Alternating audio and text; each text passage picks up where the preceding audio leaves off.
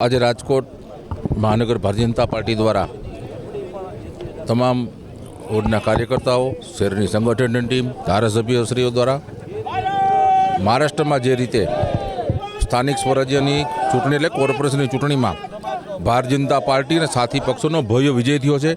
एना उजवणीना भागरूपे आजनो कार्यक्रम राखवामां आवेलो अने महाराष्ट्रनी जनताने खूब खूब अभिनंदन आपूं छुं। અને જે ચૂંટાયેલા જેઓ કોર્પોરેશનમાં જેણે વિકાસની રાજનીતિને વરી અને જે ભારતીય જનતા પાર્ટીના કર્મઠ કાર્યકર્તાઓ જે જીતા છે એ બધાને પણ ખૂબ ખૂબ શુભકામના। અને દેશના યશસ્વી પ્રધાનમંત્રી નરેન્દ્રભાઈ મોદી સાહેબ નેતૃત્વમાં સમગ્ર દેશમાં જે વિકાસની રાજનીતિ છે અને લોકોએ હંમેશા એ ગુજરાત હોય, રાજસ્થાન હોય, મધ્યપ્રદેશ હોય, બિહાર હોય કે દિલ્હી હોય, તમામ જગ્યાએ વિકાસની રાજનીતિને લોકોએ સ્વીકારી છે।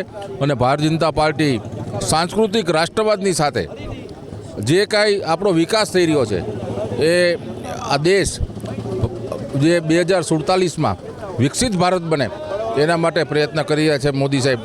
ત્યારે ખૂબ ખૂબ બધાને શુભકામના પાઠવું।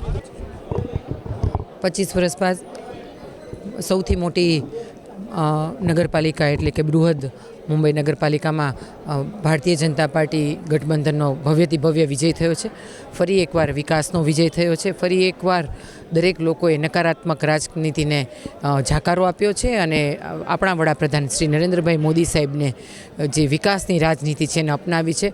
25 વર્ષ બાદ ખૂબ ભવ્ય ભારતીય જનતા પાર્ટીની જીત થઈ છે અને એક પછી એક ભારતીય જનતા પાર્ટીની જે વિકાસની રાજનીતિ છે એ લોકો અપનાવી રહ્યા છે। અને આ વખતે તો સવિશેષ એવું જોવા મળે છે કે મુંબઈમાં યુવાનોએ સવિશેષ ભારતીય જનતા પાર્ટી માટે મતદાન કર્યું છે, કારણ કે યુવાનો પણ વિકાસની રાજનીતિને ઈચ્છે છે અને એટલા માટે થઈને ભારતીય જનતા પાર્ટીનો ભવ્યથી ભવ્ય વિજય મહારાષ્ટ્રમાં થયો છે। ત્યારે સર્વેને ખૂબ ખૂબ અભિનંદન, સર્વેને ખૂબ ખૂબ શુભેચ્છા।